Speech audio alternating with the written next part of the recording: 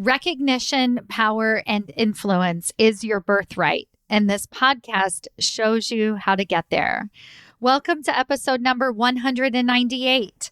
Today's episode is piggybacking off of the episode I did last week, where I talked about ways that you can begin to instantly find more meaning and purpose in your career. And one of the ways that I talked about it was you can find happiness by teaching about happiness.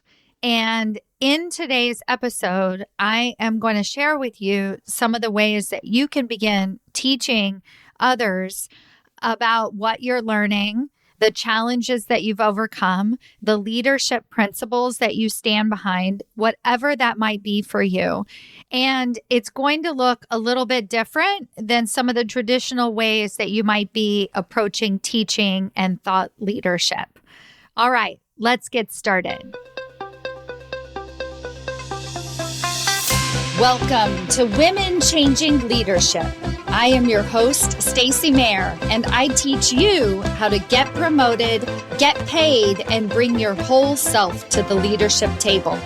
I am on a mission to change organizations from the C-suite out because women are the new face of leadership, and we are doing it on our terms.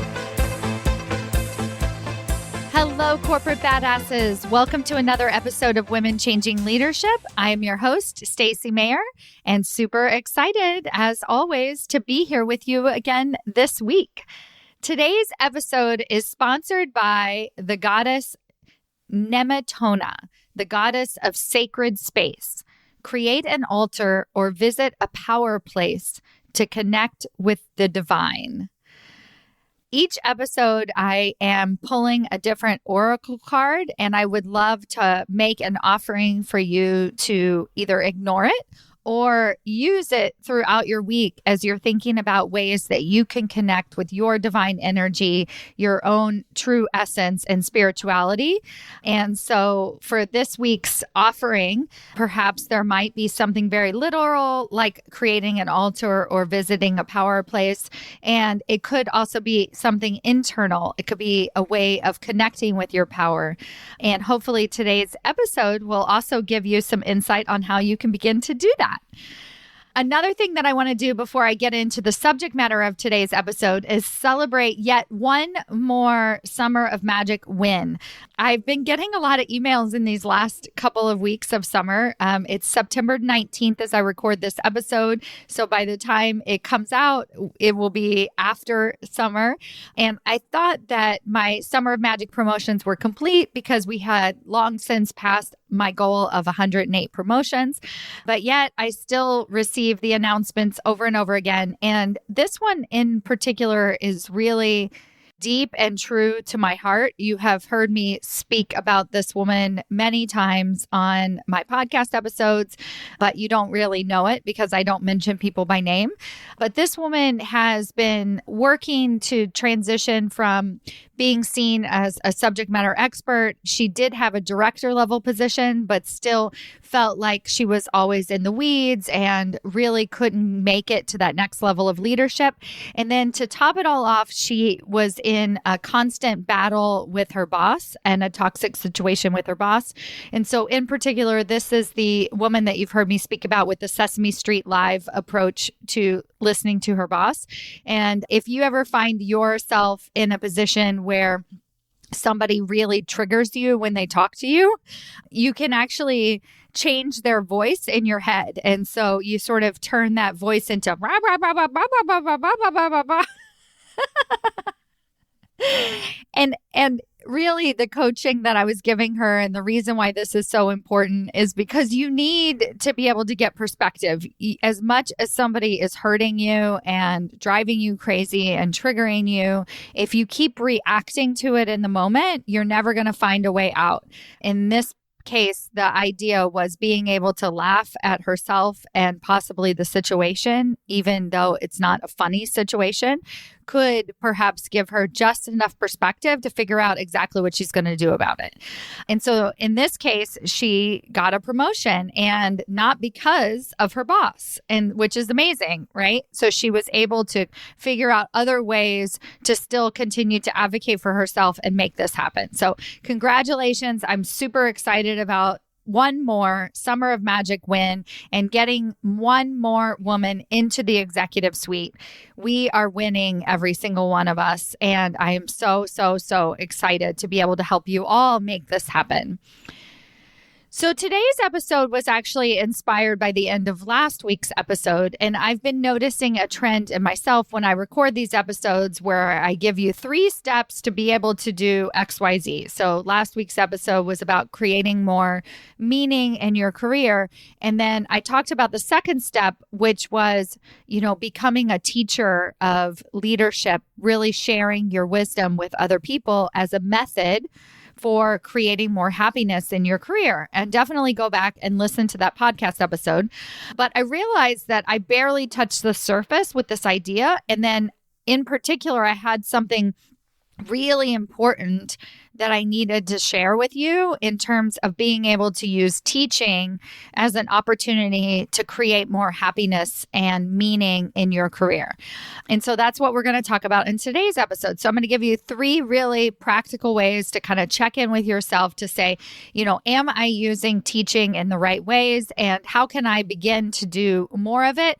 Or perhaps maybe you don't even realize that you're already a teacher, that you're already doing that. And then again, how can I begin to do more of it? So I want to give you a little bit of a backstory about myself and my own identity and how I see the world. So I am absolutely 150% do not identify as a teacher. I don't enjoy teaching. I don't want to be a teacher. I don't like I don't know how many different ways can I say I don't like teaching. Yet I find myself in a career that involves teaching, right? What does this podcast do? For over 200 episodes, I've been teaching you how to create a more impactful career and how to begin to get the recognition and influence and power that you already deserve at your organization. That's teaching. So how can I identify as a person who doesn't enjoy teaching and knows that I don't enjoy teaching, yet I am teaching all the time? And that's really what I'm going to explain to you in today's episode. So one of the things that I want to point out first is that I view teaching as a profession, as a job. And for a lot of people, teaching as a job can create meaning and happiness in their lives, right? They love teaching, and that is the job of choice. But if you look at teaching as a profession, as a job, there are also certain aspects of teaching that can feel like work. And if you're basically anybody who has ever had to work a job a day in their life, you know that that doesn't work itself, doesn't always create meaning and purpose. So the job of teaching as a job, as a profession, does not create meaning and purpose.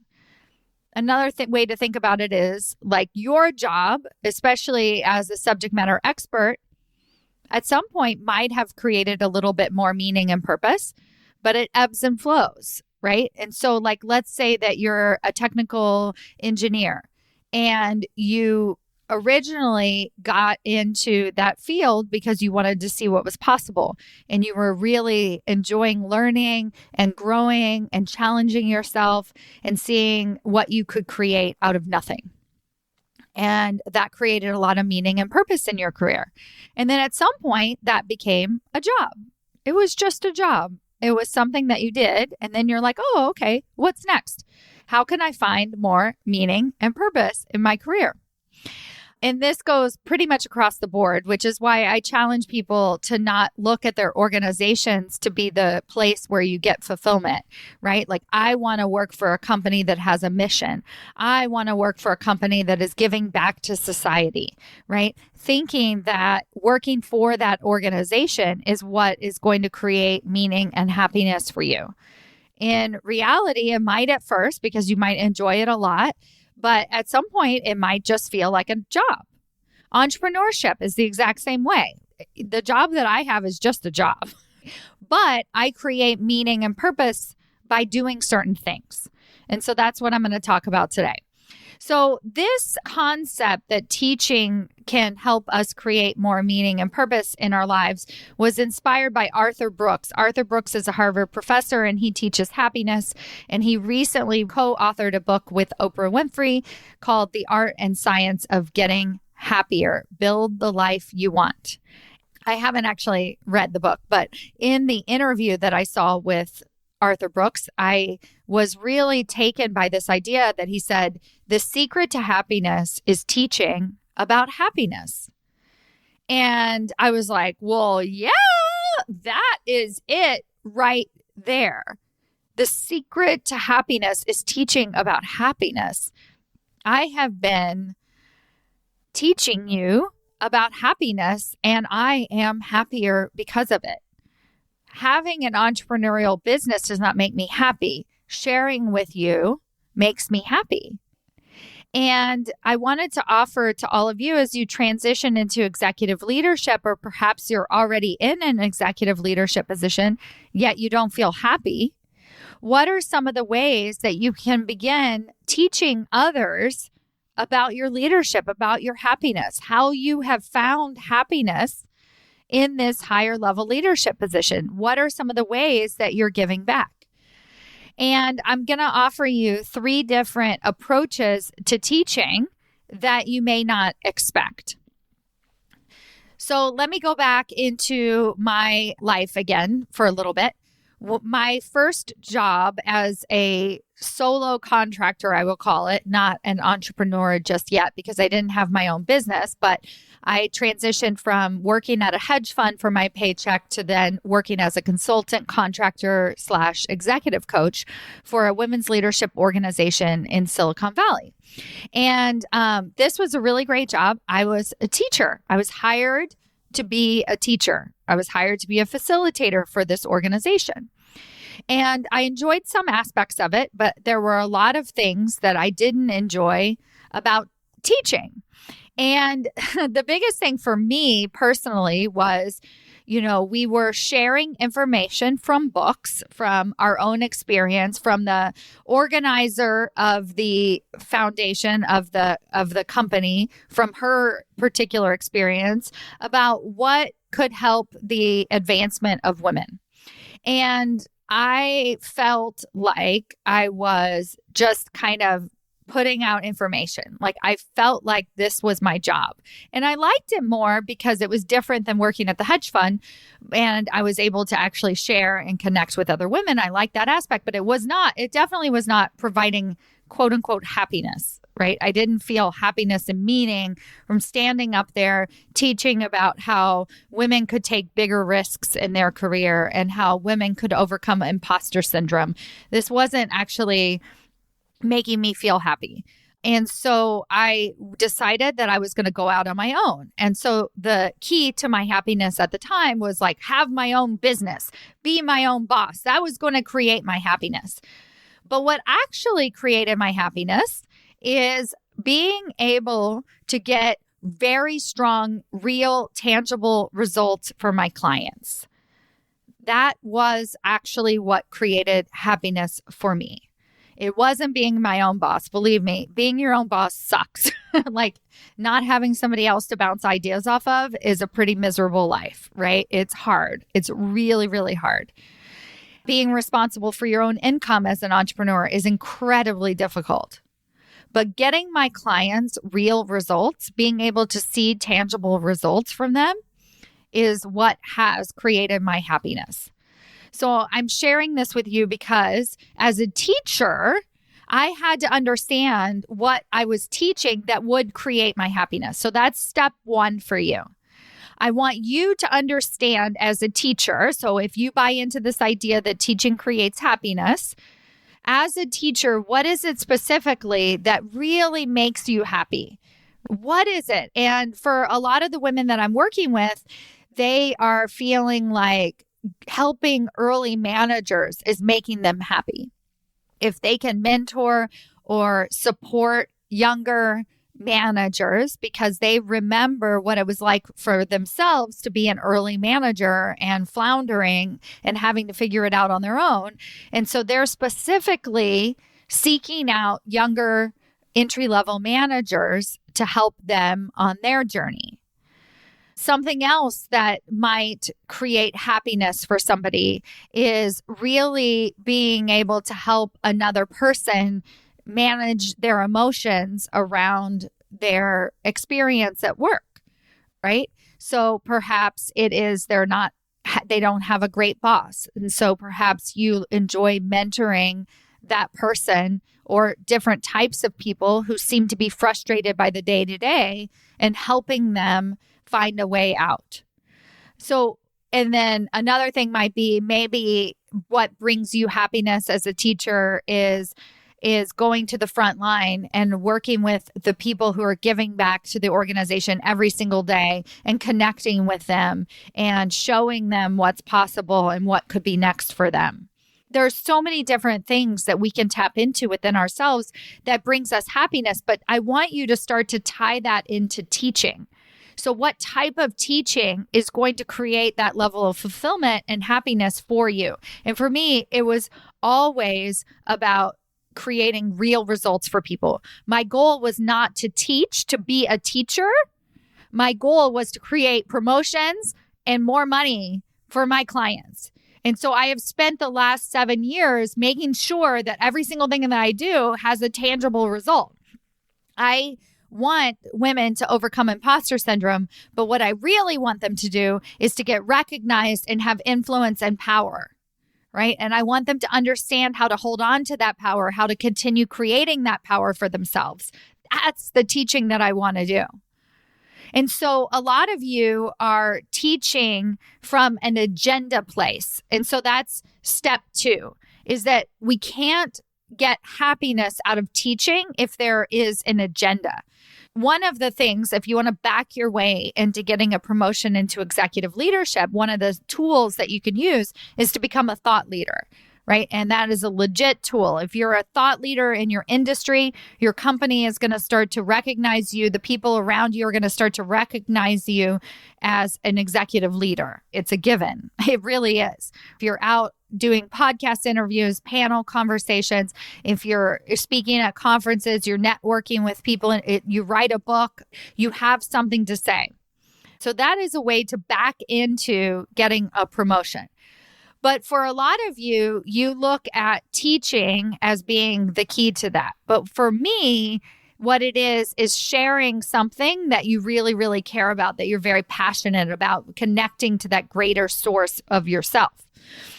And so if you're just teaching to get ahead because you're supposed to speak on this panel, because you're supposed to post on LinkedIn, how many of you have posted on LinkedIn and you're like, I don't even know why I'm doing this, but I need a job, so I'm supposed to post on LinkedIn about what I'm learning. But that's not teaching. That's not the teaching part that creates happiness. And so you have to realize that they're two different things. I'm not saying you can't post on LinkedIn, but don't expect that to feel fulfilling. It might lead to a job. I guess it could, but because you get more exposure to other opportunities. What is really creating that happiness and meaning in your life? So these are the ways that we can begin to use teaching to tap into that. The other piece, so the first piece is really understanding what it is that you care about, what you're passionate about, what matters to you, really like connecting teaching and happiness and like really knowing and doing more of that. Again, I'll iterate. For me, it wasn't about teaching per se. It was about getting women promoted, right? That is always what drives me. The other piece is what is our agenda? What is it that we want out of this learning? Do we want to connect with other people? And how are we going to go about doing it? Or are we just kind of posting for the agenda of like, well, we're supposed to be a teacher. That's what we're supposed to do. And that's just a different career path, right? And then the last piece is really understanding that teaching is not about perfectionism. So if we approach it from the standpoint of just sharing what we're passionate about, so let's look at some of my senior executives in my program who are now coaching and mentoring young, newer managers, if they do that from this place of these are the things, these are the concepts that I learned along the way. This is what I'm still working on. This is what I still have a challenge of, but I'm doing it anyway. If we can teach from that place, then we create happiness and meaning for ourselves. If we teach from a place that says, I know more than you, and I'm going to teach you because I'm smarter than you, because I'm better than you, well, then we don't create happiness and meaning. We're just teaching as a job, right? That just becomes part of our job. I have more knowledge than you, and so I'm just going to pass it down. But if we're teaching from our own growth, from our own insecurities, from our own challenges that we faced, perhaps we're even sharing things that we don't know the answer to. When we're teaching from that place, when we're starting before we're ready, then we're able to pass down to others and reciprocate that happiness feeling. I recently, not recently, I think it was like a year ago, and I'll link to it in the show notes, where I did a series of podcast episodes of things that I suck at work. And this was an effort for me, one, to share with you that I have a very hard time delegating. I have a very hard time staying out of the weeds. I have, right? And so this was me wanting to share that, right? So that you don't put me up on this pedestal.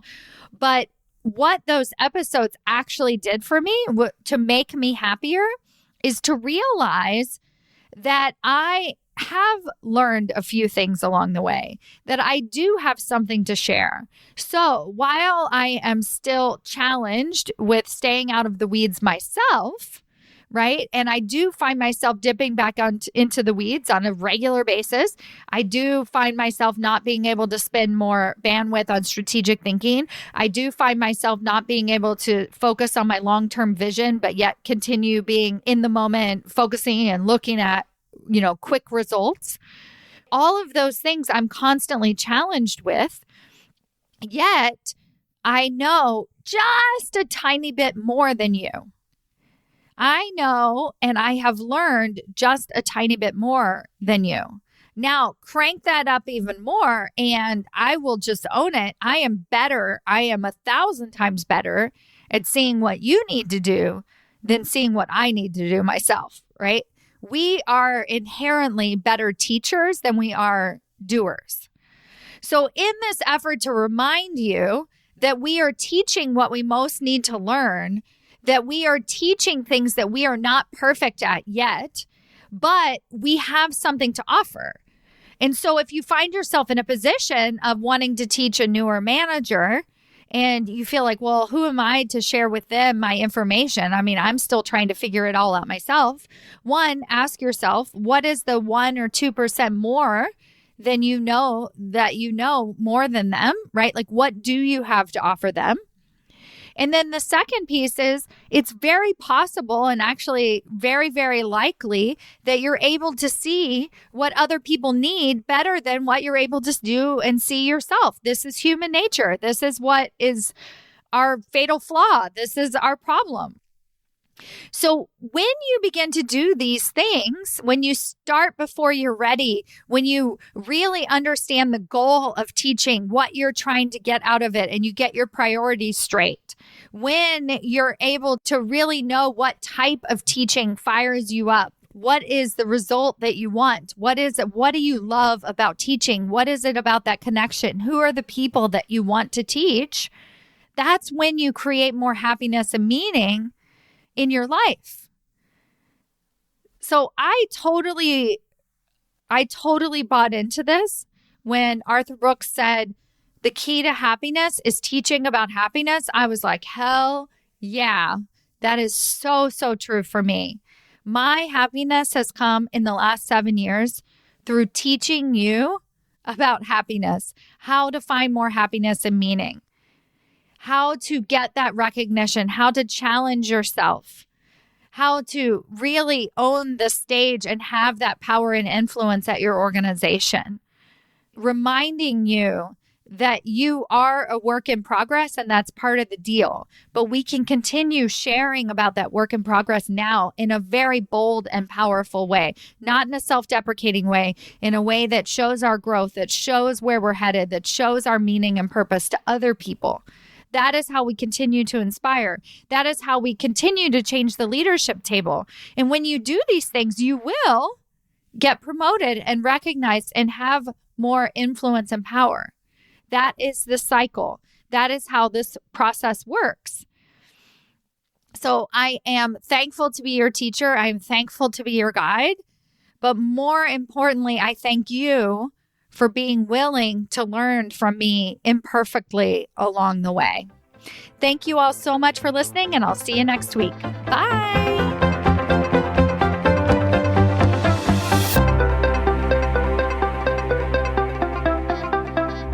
Before you go, I have a question for you. Do you know how close you are to your next promotion? Really?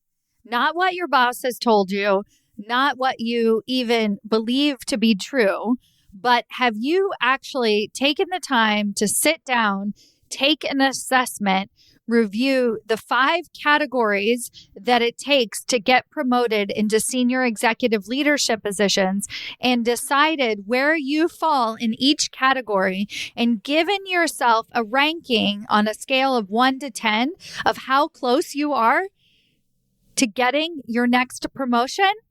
Have you done this? Well, now's your chance. If that feels interesting to you and you're like, hey, I want to know exactly how close I might actually be, or how far away you might be, and what it's going to take to get you even closer, then I invite you to take my promotability quiz. This is a quiz that I put together with practical tips that actually tell you where you're lacking and where you're winning. What are the areas that you actually need to improve, and not necessarily what your boss is telling you all the time, so that you can take concrete steps towards landing that next promotion and changing the face of the leadership table. Go to yourpromotabilityscore.com to take your free assessment today. Yourpromotabilityscore.com, and let me know how it goes.